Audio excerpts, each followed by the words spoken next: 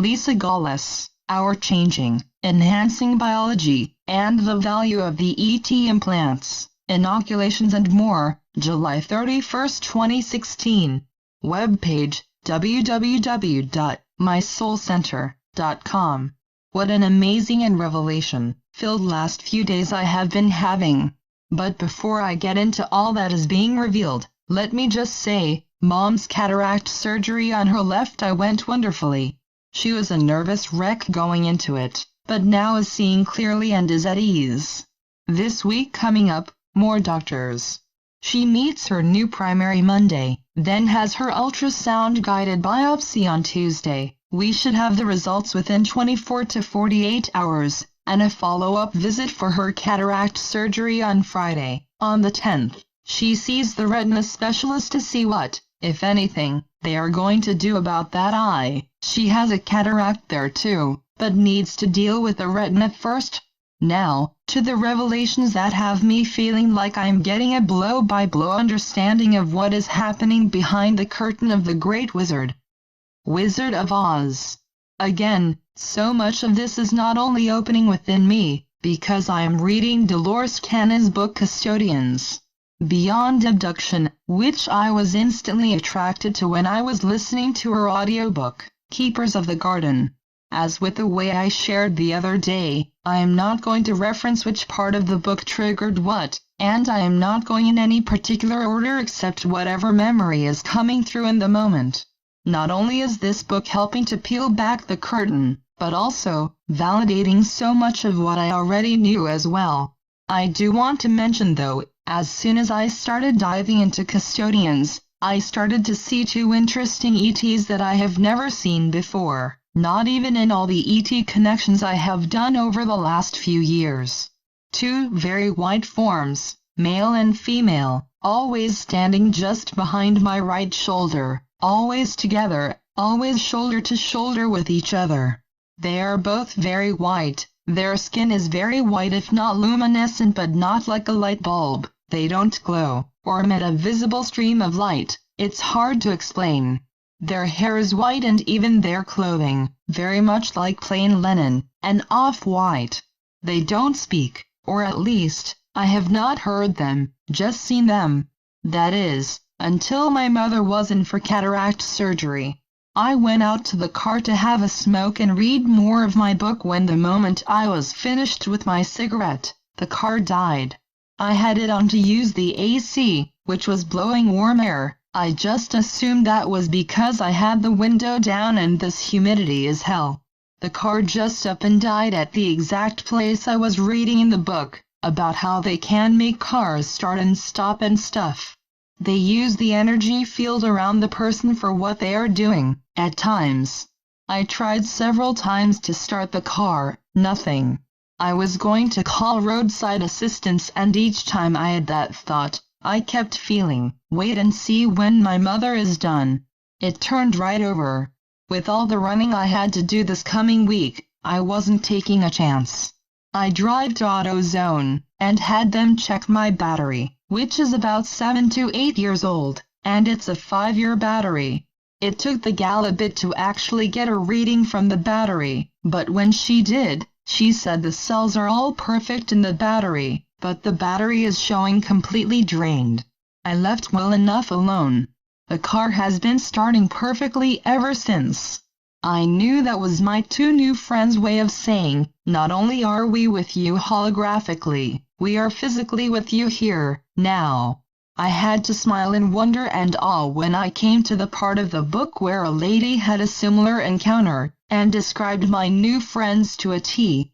They are a part of the Council of Elders that govern the flow of the multiverse, not spirits, but a vast group of ETs, very much like the United Nations. I knew instantly that these two beautiful beings were that as well, especially given how much ET contact I have through the readings. It would only make sense that a governing body be near and with me to assist. One of the memories I have had forever was being about 6 to 7 years old and laying on the grass in my backyard at night time, looking up at the stars and crying as I shouted to the sky, "You dropped me off on the wrong planet." As that memory came back over the last couple days, I realized I was not shouting to the stars, but to the ship literally hovering at the roof level of my house that I could see. The entire underbelly of this ship emitted a blue light that sort wrapped around the ship. It wasn't closing downwards, just more formed a donut shape around the underbelly and sides of this craft. The more I remembered this, the more I could see through the light into what would be the opening platform on the bottom of the craft.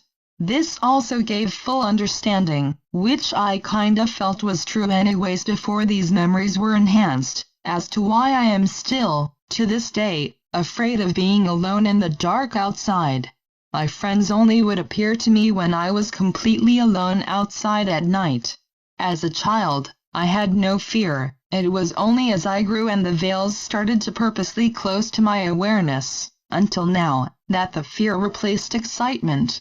This is also one of the deepest reasons that through all of my deep, inner, intense healing years, I never ever addressed this bizarre fear. It wasn't time for me to understand. Let's talk about implants. When people started to talk to me, in my early beginnings, about negatively controlled implants inserted by ETs, my inner guidance always said no, not true. We never delved any deeper on that subject until this week really. Even though, through readings and people saying they had, or were getting implant removals, I cringed inside. If they hadn't already had it done, we would strongly advise them not to do it. There is nothing negative, harmful or bad in anyone. Even before leaving New Mexico, when my team showed us a time of emerging virus, an upcoming pandemic, I knew that what people call implants were actually devices to create immunity to what is already starting to take a foothold on this earth.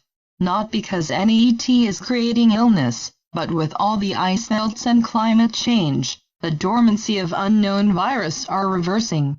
We are the ones that will be here to assist, since we will have complete immunity to any virus or disease or fallout.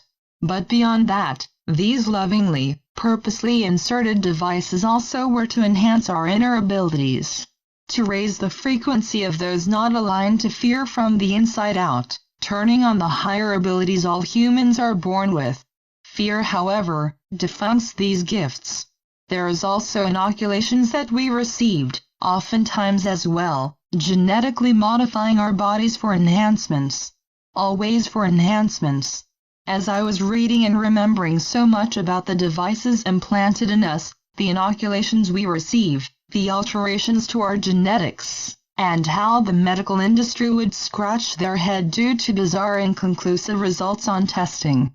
We appear ill, but as I have been saying for forever, it's change in progress.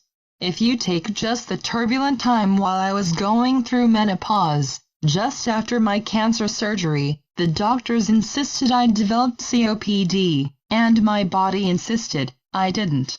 The many, for no reason at all, times I would wake up to have zero voice.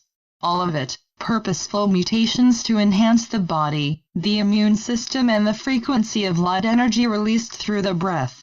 We won't even talk about the chaos within my white and red blood cells that for years boggled my oncologist. He finally gave up and said it was due to my smoking. Not. Of course, all of this work creates different food cravings for us, each our own unique cravings. Mine has always been something sugary, yum. There are times, the gluten molecules are that which activates and enhances the inner processes underway, hence my Dunkin' Donut insanity lol. It was even explained to me, the alterations in our food system, what we call GMO, our friends from the stores are using proactively to allow our immune systems to become stronger.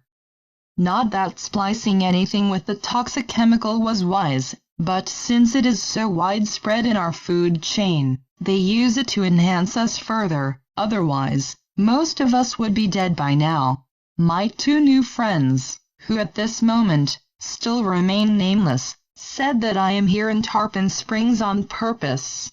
Can you imagine all this was put into place over 20 years ago? There is an underwater base facility that has been running for eons in the Gulf of Mexico. My two friends, and so many others, have been there, for eons. The last several connections we have in the ET course, their connections will be from that base very particularly. I had a feeling when I left. Even what we will do as a group will be radically different than any of us imagined, especially me, through the last of the course. What is being revealed to me right now, a lot has to do with restoring the implant devices that have been scrambled by fear-filled, well-intended people. Especially since these devices, left scrambled, creates a chaos signal to the light body and well, let's say the side effects are not what our friends intended. For others, we will just completely turn off the signals. We will have to work first at removing the fear that's set this all in motion. We have a lot of work we are going to do together, but to rush in, as they hear me thinking, can we start already lol, would be more detrimental than efficient. So many of us are excited and know we can literally move through solid objects, transport ourselves through portals and stuff, yet, this is because it is already happening. It is how we are removed from our beds at night, how we go from here to there, oftentimes, on their ships or in another dimension where their facilities are located to enhance us. These next several years, we'll be enhancing those abilities within those that have fully released the fear, worry of any, and all things. And then there's our pesky bodies. I say pesky because, Jesus, I am gaining weight again like there is no tomorrow. Of course, I started to put this back on back October of last year when I went to see my daughter. I had gone back on my 1200 calorie a day diet several times over the months, didn't lose an ounce, sometimes actually gained weight. WTF. Through all this revealing and what I have said so many times, it's just much clearer now given all this other information, that those gaining weight are the energy transceivers. Our fat cells are very much battery cells, storing and using higher frequencies of energy. The more we agree to do, well, the more we have to hold. So I had to ask, but, what about free will? I want to stay in my skinny jeans without a tummy that sits on my lap. Well, free will is also an emotional will, not something that is controlled solely by the brain. If our desire to serve is what energy signature that is present and constant, emphasis on constant, then the thought of just staying skinny is overrode, because it does not hold energy within our field of instructions. This goes with everything. This is why intentions are a good start, but not enough. There is so much more, but I am being asked to end here for now. Oh, I am starting to get inquiries about our Mexico trip. That is on hold once again. I am using the money I had stashed away to do what needs to be done, and one thing I will do for my mother before this is all said and done, get her visit to PA to see her sisters and friends. I love you all so much and so look forward to the radical changes in our connections and readings again, whenever we get the green light on that. When we are ready, I will email everyone waiting to reschedule before I ever put out new readings. Hugs of enhanced life, light frequencies to all. Lisa Gawlas. Webpage www.mysoulcenter.com